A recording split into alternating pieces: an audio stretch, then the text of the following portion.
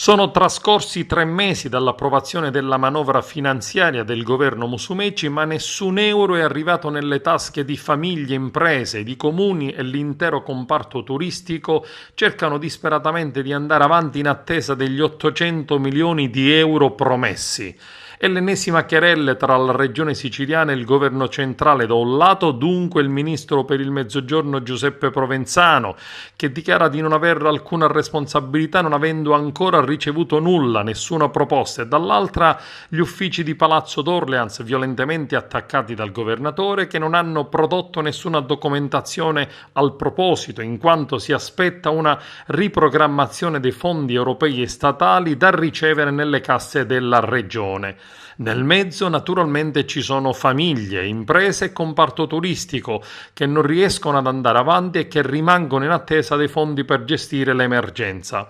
La giunta Musumeci ad oggi ha soltanto programmato la spesa su 400 milioni di euro, cioè la metà di quelli in attesa, soldi da utilizzare per acquistare materiale per la didattica a distanza, per potenziare le sedi delle scuole, per combattere la dispersione scolastica, per aiuti alle imprese, per il sostegno dei loneggiatori con conducente e per il turismo, fondi di circa 75 milioni di euro. Si tratta di fondi europei per i quali occorre ottenere un via libera da Bruxelles, che non è assolutamente semplice. Dopo un primo approccio con i funzionari europei nel pieno